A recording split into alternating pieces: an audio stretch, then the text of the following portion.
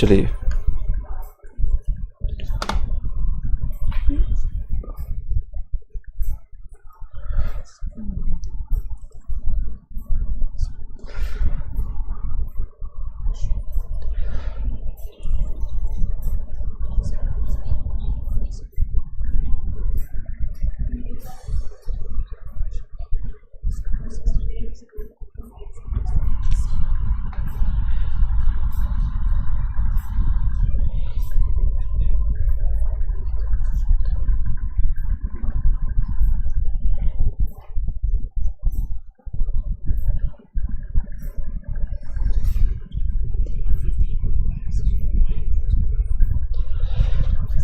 चलिए I hope कि voice clear जा रहा होगा। एक बार बता दीजिएगा यस नो में भी, एक बार चेक कर लेते हैं फिर आगे कंटिन्यू करते हैं। अदरवाइज हम रिकॉर्डेड फॉर्मेट में हम सारे चीज़ दे देंगे। चलिए आई होप कि वॉइस क्लियर जा रहा है। यस चलिए वॉइस क्लियर जा रहा है। बीच बीच में अगर कोई दिक्कत आती है तो कमेंट बॉक्स में आप कमेंट कर दीजिएगा। मैं कमेंट आपका सभी लोग का देख रहा हूँ ताकि हम उस पर आगे रिस्पॉन्स कर सकें। चलिए इम्पोर्टेंट हम आप लोग को बता रहे थे ये सारी चीज़ें। जो लोग भी फर्स्ट टाइम आए वीडियो को लाइक करके शेयर कर दीजिएगा। प्लेलिस्ट आप जाकर ज्वाइन कर लीजिए ताकि मैक्सिमम लोग वहाँ से कनेक्ट हो सके। चलिए यहाँ पर हम देखते हैं कुछ इंपॉर्टेंट आपको जो सीजीएल के लिए फॉर्म है 14 अक्टूबर तक आप फॉर्म भर सकते हैं। इसका रात तक उसका क्लोजिंग पेमेंट का भी है और 16 तक इसको ऑनलाइन को लास्ट पेमेंट कर सकते हैं। सिमिलरली जो स्टेट का फॉर्म है एक्सटेंडेड किया गया है 5 अक्टूबर तक आप इसको फॉर्म भर सकते हैं। नेक्स्ट बातें करें रजिस्ट्रेशन कैसे करना है, क्या मैंने आपको बताया है, इसको आप उसको जाकर के देख सकते हैं, उसको कंटिन्यू कर सकते हैं। कोई दिक्कत है कोई संशय है तो आप पूछ सकते हैं। चलिए नेक्स्ट है इंपॉर्टेंट एनटीपीसी के लिए। एनटीपीसी के लिए ग्रेजुएट और नॉन ग्रेजुएट यानी कि 12th पास और ग्रेजुएशन पास दोनों लोगों का वैकेंसी आ चुका है। उसके लिए आप फॉर्म एलिजिबल हैं। अगर आपका एज लिमिट है इसमें चेंज किया जाएगा, इस बार एज लिमिट का चेंज किया जाएगा। तो ये किस तरह से चेंज होगा इसको हम जानते हैं। एक बार हम कंटिन्यू करते हैं।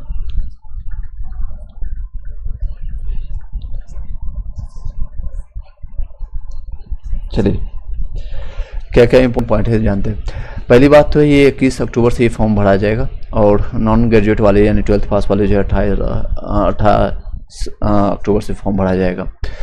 टोटल सीटों की संख्या इसमें 5800 है ग्रेजुएट वाले में। नॉन ग्रेजुएट में आपका 3050 है यानी दोनों मिलाकर के अगर कैलकुलेट करें तो लगभग आपको 8850 के आसपास वैकेंसी देखने को मिलेगा। क्योंकि जो ग्रेजुएट हैं तो 12th पास होंगे ही, आप उसके एलिजिबिलिटी क्राइटेरिया और एज आपका कैलकुलेट किया जाएगा।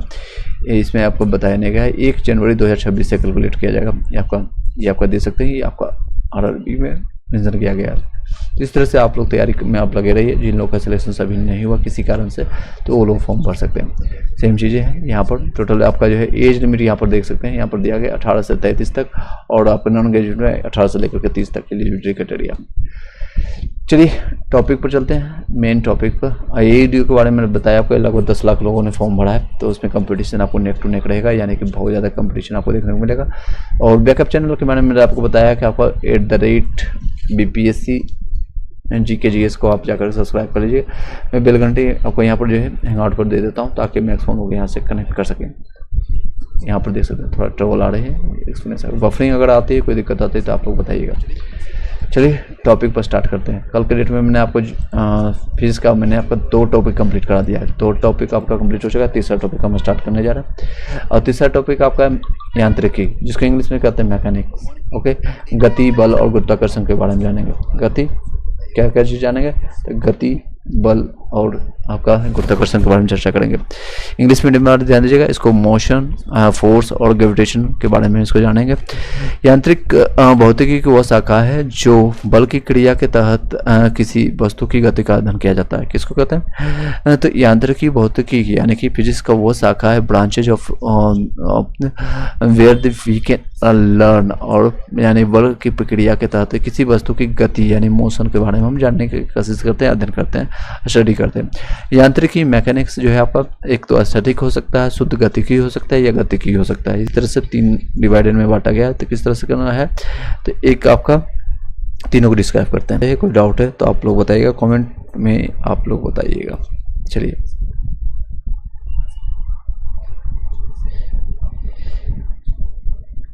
चलिए देख सकते हैं स्थैतिक किसको कहते हैं, स्टैटिक जिसको कहें इंग्लिश मीडियम में। देख सकते हैं विराम की स्थिति में गति का अध्ययन करना है, विराम की स्थिति में गति का अध्ययन करना। शुद्ध गति की, गति के कारण पर विचार किए बिना गति का अध्ययन करना है, यानी गति के क्या कारण है उसके बिना जाने उसका गति का अध्ययन करना। एक गतिकी क्या होता है, गति के कारण को ध्यान में रखते हुए गति का अध्ययन करना। तो तीनों पॉइंट जानेंगे। गति यानी मोशन, मोशन के बारे में जानते हैं। मोशन जो होता है, यदि कोई वस्तु किसी अन्य वस्तु के सापेक्ष समय परिवर्तन के साथ अपनी स्थिति में परिवर्तन करता है, इसे जो है वस्तु की गति कहा जाता है। किसी को कहता है, इसे वस्तु का गति कहा जाता है। गति के प्रकार होते हैं सरल रेखीय गति, जब कोई वस्तु सीधी रेखा में चलती है तो इसे सरल रेखीय गति कहते हैं। कंपनीय गति, किसी वस्तु के किसी निश्चित बिंदु के इधर उधर गति करने को कंपनीय गति कहते हैं। इधर उधर गति करने वाले को क्या कहते हैं, कंपनीय गति कहते हैं। वृत्तीय गति यानी सर्कुलर मोशन किसी होते हैं, जब किसी वस्तु के किसी वृत्ताकार मार्ग पर गति करता है तो उसे वृत्तीय गति कहते हैं। यदि एक समान चाल से एक गति करती है तो उसकी गति को एक समान वृत्तीय गति यानी कि यूनिफॉर्म सर्कुलर मोशन कहते हैं। उसको क्या कहते हैं, यूनिफॉर्म सर्कुलर मोशन उसका नाम दिया जाता है, यूनिफॉर्म सर्कुलर मोशन के नाम से जाना जाता है। आई होप कि सभी लोगों को वॉइस क्लियर जा रहा होगा। कोई दिक्कत आ रही है तो बताइएगा, स्ट्रीमिंग में नेट में अगर वाईफाई में कोई आ रही है तो फिर बताइएगा।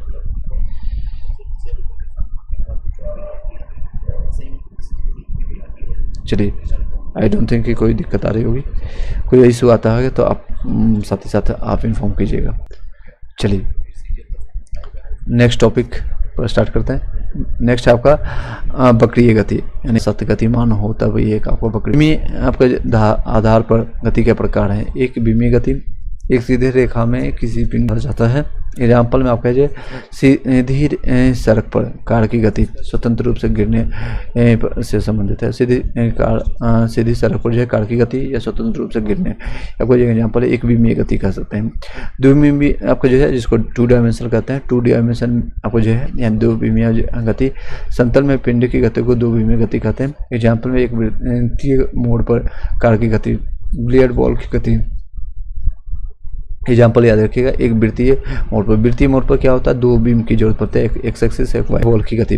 नेक्स्ट है त्रिविमीय गति, आकाश में पिंड की गति को त्रिविमीय यानी 3D जिसको कहते हैं 3 डायमेंशन में देखने को मिलता है। और इसका 3 डायमेंशन हो जाएगा, एक्स वाई आपका जेड के रूप में भी देखने को मिलता है। उड़ते हुए कीट पतंगों की गति भी त्रिविमीय गति होता है, 3 डायमेंशन में इसको देखा जाता है। नेक्स्ट है विरामावस्था। विरामावस्था किसको विरामावस्था किसको कहते हैं, यदि कोई वस्तु किसी अन्य वस्तु के सापेक्ष समय परिवर्तन के साथ अपनी स्थिति में परिवर्तन नहीं करता है तो उसे वस्तु को विरामावस्था कहा जाता है। यदि वस्तु विरामावस्था से चलती है तो प्रारंभिक आपको वेग जो है u बराबर 0 होता है। क्या होता है, प्रारंभिक वेग होता है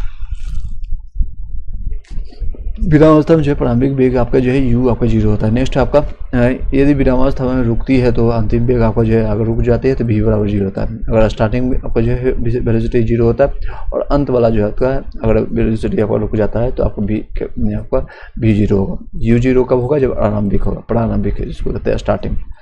यदि वस्तु समान वेग से गति करती है तो त्वरण क्या होगा, क्योंकि v माइनस u बटे आपका 2 होता है तो एक्सेलरेशन डिफरेंस होता है प्रारंभिक और अंतिम का, तो इसमें आपका 0 हो जाएगा क्योंकि एक समान गति से चल रहा है। तो दोनों अगर देखेंगे तो दोनों समान होगा। मान लीजिए आपका यहाँ से यहाँ तक है आपका गति करना है, ए से लेकर के बी तक, ए से बी तक जाना है और कंटिन्यू किया 50 के स्पीड से और यहाँ भी जाकर के 50 ही है, तो दोनों के बीच में एक्सेलरेशन क्या हुआ तो 0 हो जाएगा क्योंकि 50 माइनस 50 करेंगे तो 0 हो जाएगा।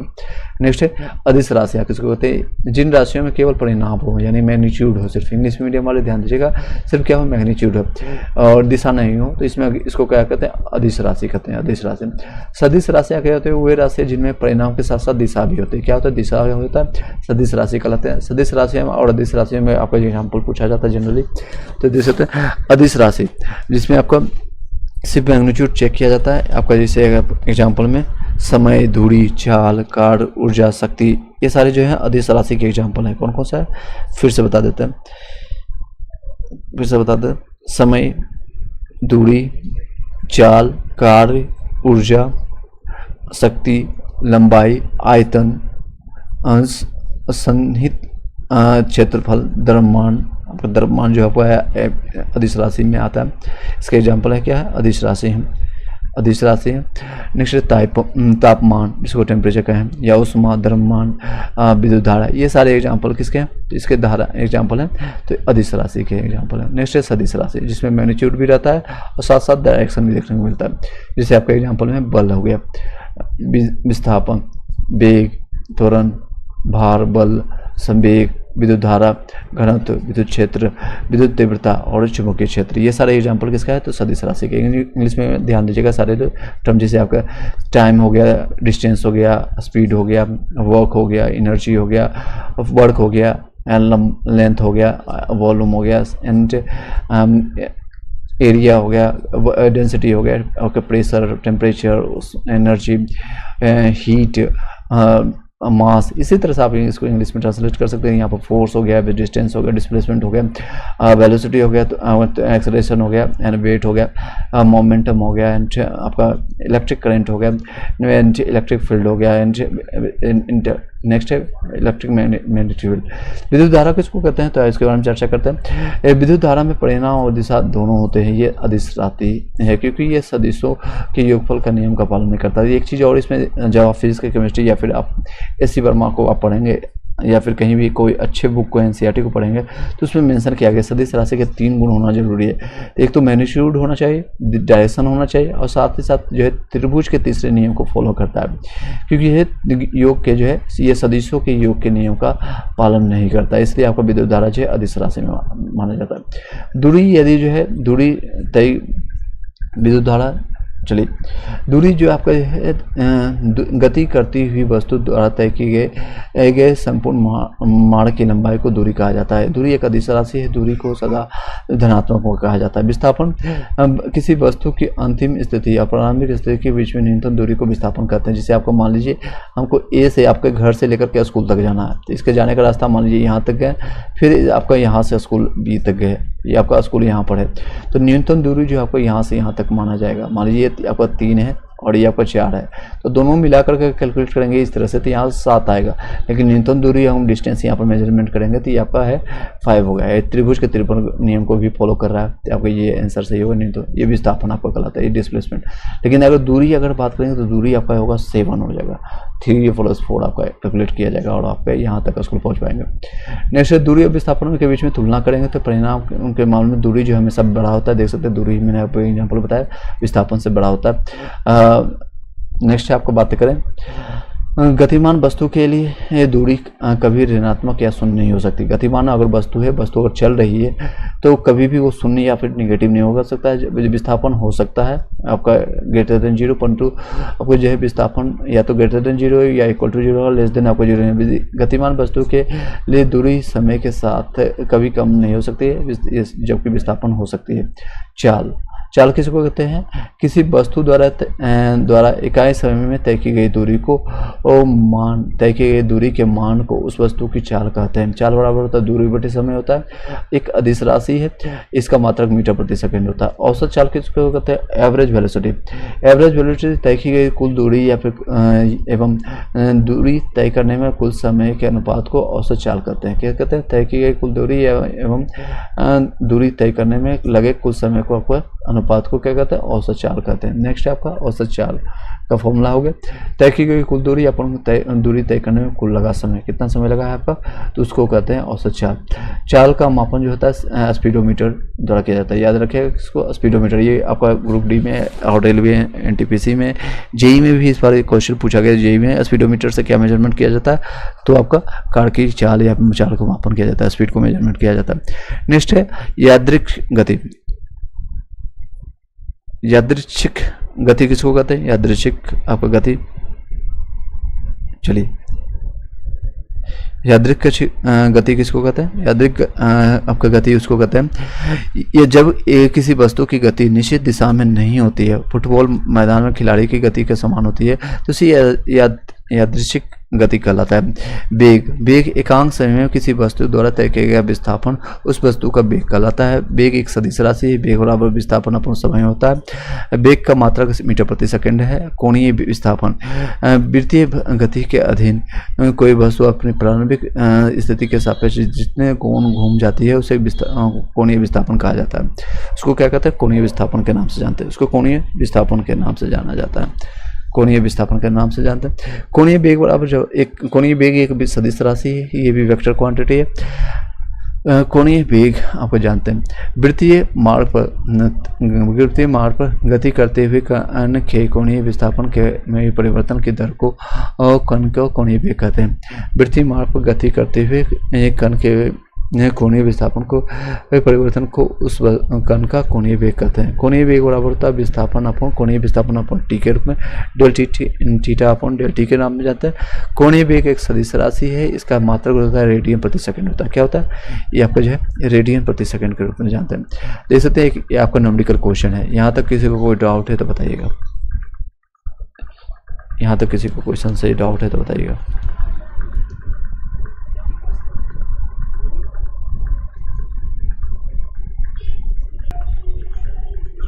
चलिए जानते हैं। एक न्यूमेरिकल क्वेश्चन है, इसको साथ ही साथ हम प्रैक्टिस करते हैं, आप लोग को बताते हैं।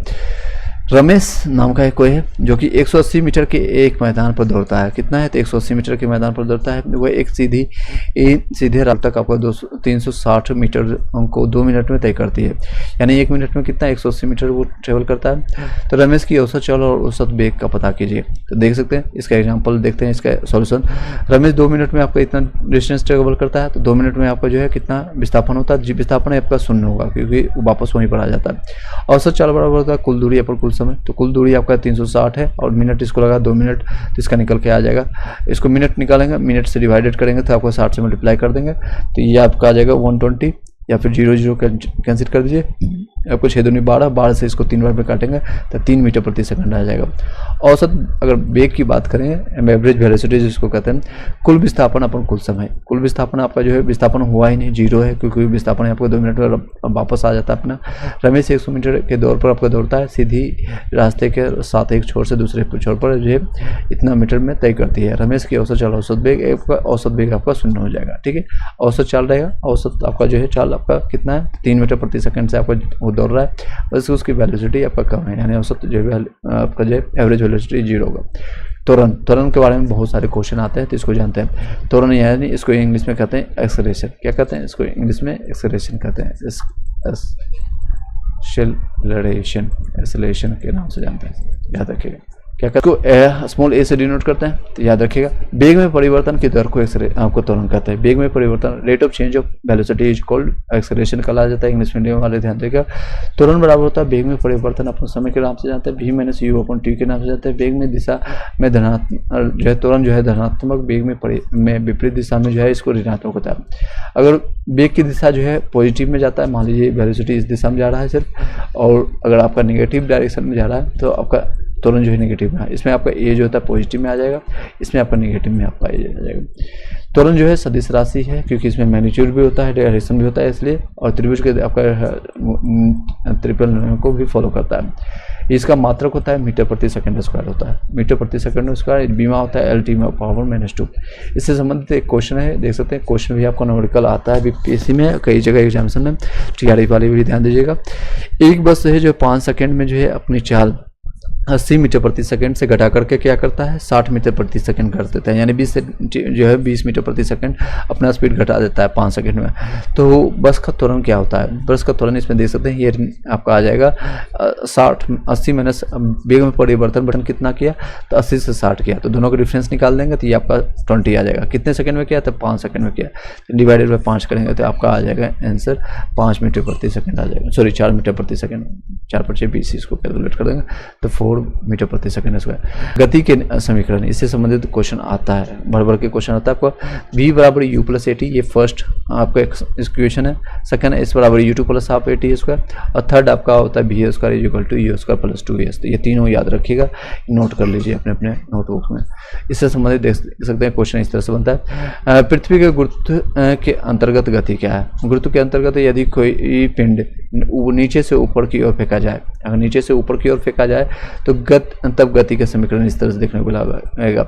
ऊपर की ओर फेंकते हैं तो आपका जो है जी का मान नेगेटिव में चला जाता है, नीचे आपका जी पॉजिटिव में रहता है। तो देख सकते हैं तो v बराबर u माइनस जी टी आता है। h बराबर जिसको s कर सकते हैं या h कर सकते हैं हाइट के रूप में, तो U T minus half G T square होता है। आपका v का value square minus V square is equal to U square minus 2gh के रूप में जानते हैं। यदि कोई पिंड जो है ऊपर से नीचे की ओर गिर रहा है, यानी जी जो आपका नीचे की ओर है, तो इसमें आपको जो है ग्रेविटेशन आपका एक्सेलरेशन जो है आपका जो कर सकते हैं वो पॉजिटिव होता है।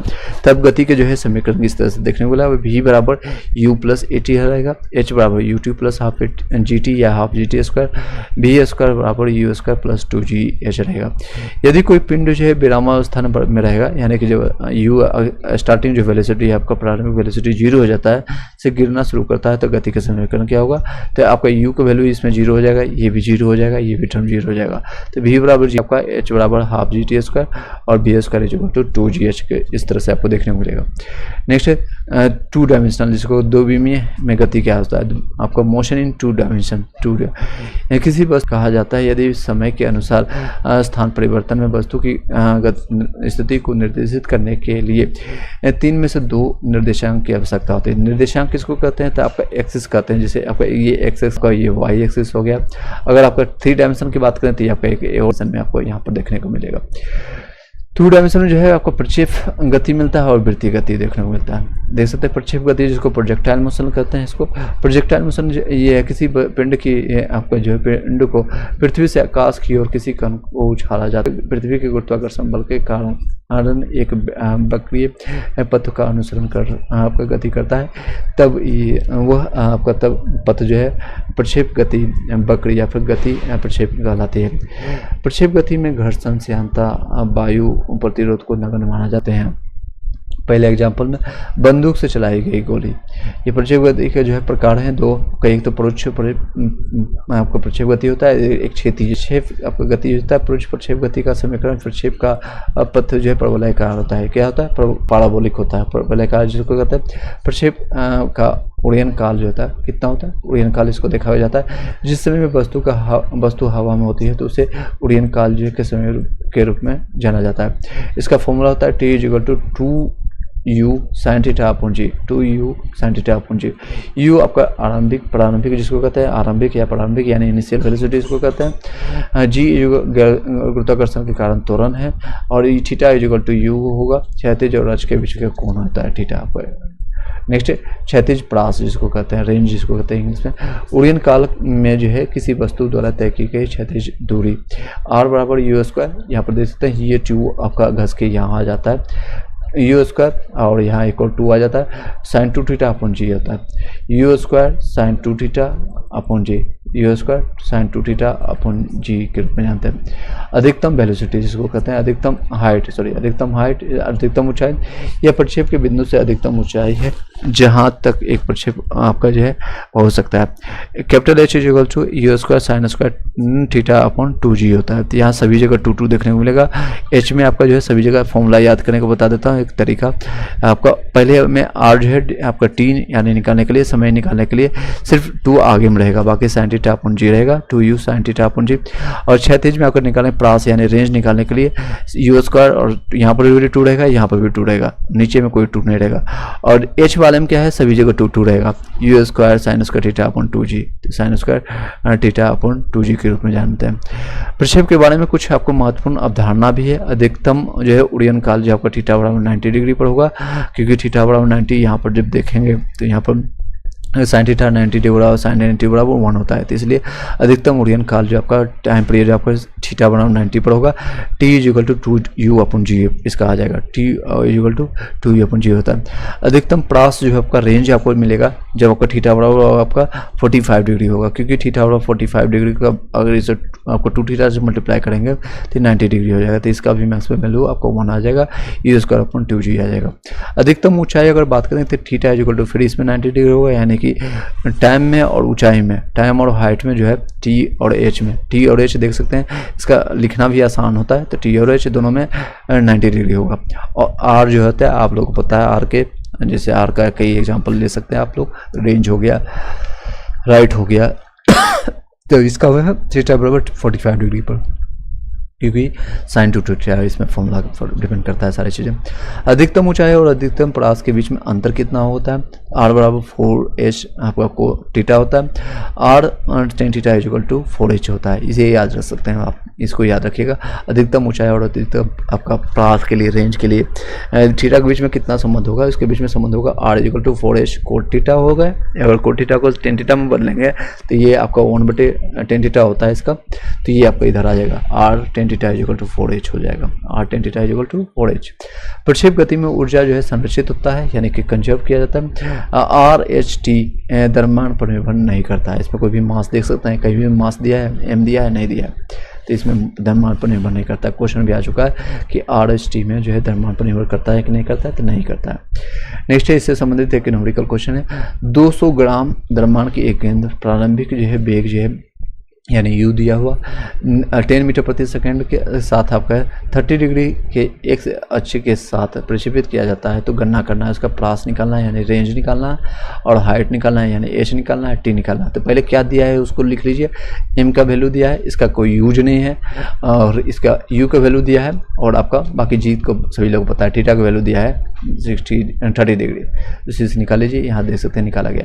प्रास बराबर आपको मैंने बताया आपको फॉर्मूला, सबसे पहले आपका T u sine theta upon 0 होता है। इसका थीटा का वैल्यू रख दीजिए 30 डिग्री, u का वैल्यू दिया है 10, तो यहाँ 2 × 10 × साइन 30 डिग्री का वैल्यू होता है 1/2, तो यहाँ 2 यहाँ कैंसिल हो गया, यहाँ 10 कैंसिल हो जाएगा, सिर्फ 1 सेकेंड आ जाएगा।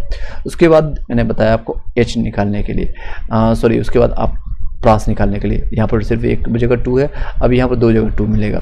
u square sine 2 theta upon g, यहाँ पर वैल्यू रखिए। u स्क्वायर यानी कि u का वैल्यू 10 है, तो 10 का स्क्वायर 100 हो गया, और साइन 60 डिग्री का वैल्यू क्योंकि 2 से मल्टीप्लाई करेंगे 30 से, तो 60 डिग्री आ जाएगा। इसका वैल्यू होता है √3/2।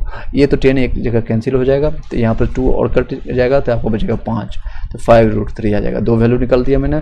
तीसरा वैल्यू आपका h निकालना है। h का फॉर्मूला मैंने आपको बताया था, सभी जगह 2 आपको लगाना है, u स्क्वायर भी लगाना है, साइन स्क्वायर पर भी लगाना है, थीटा अपॉन √2g पे भी लगाना है, तो सभी वैल्यू रख दीजिए। g का वैल्यू यहाँ पर 10 लेना है, बाकी यहाँ पर देख सकते हैं 10 × 2 और 10 स्क्वायर लेना है, 10 यहाँ पर कैंसिल हो गया, साइन स्क्वायर थीटा आपका डिवाइडेड बाई स्क्वायर है, तो साइन 30 डिग्री का वैल्यू कितना होता है 1/2 होता है, तो 1/2 का स्क्वायर करेंगे तो 1/4 आ जाएगा, और ये बाकी इसके वैल्यू जो कट सकता है काट दीजिए, टोटल आ जाएगा 5/4 मीटर पर आ जाएगा।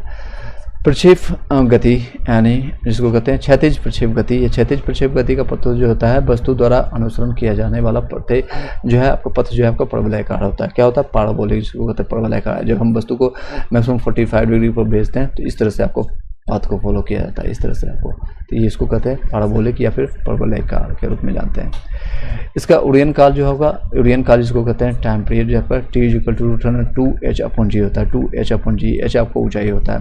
क्षैतिज प्रास जो होता है r होता है u × 2h/g, 2h/g होता है, g आपका गुरुत्वीय त्वरण होता है, u आपका प्रारंभिक वेग होता है। किसी भी क्षण जो वेग आपका जो है v = 2 u² plus g² plus t² होता है, u² plus g² plus t²। इसमें देख सकते हैं एक और न्यूमेरिकल दिया गया, तो काफ़ी क्वेश्चन अच्छा दिया गया है इसमें कंटेंट आपको, ताकि आप लोग इस सारी चीज़ों को समझ सकें। यहाँ तक किसी को कोई डाउट है तो बताइएगा। ये टॉपिक बहुत इंपॉर्टेंट है, इससे संबंधित आपका ग्रुप डी में आने वाले जितने भी रेलवे एग्जामिनेशन है सभी जगह देखने को मिलेगा। साथ ही साथ TRE 4 में जो लोग बैठने जा रहे हैं, साइंस अगर आपका सब्जेक्ट है, इवन आपका PRT वाले या फिर 6 to 8 9 से 10th वाले भी इसको देख सकते हैं। चलिए एक न्यूमेरिकल है, इसको देखते हैं। 60 किलोमीटर प्रति घंटा के क्षैतिज वेग से, यानी इसका दिया गया है आपका स्पीड, और 490 मीटर की ऊंचाई आपका h भी दिया है। उड़ान जो है उड़ने वाले हवाई जहाज द्वारा दुश्मन की चौकी पर एक बम गिराया जाता है। बम गिराते समय, यानी बम की बात करें, अभी पाकिस्तान की याद आएगा।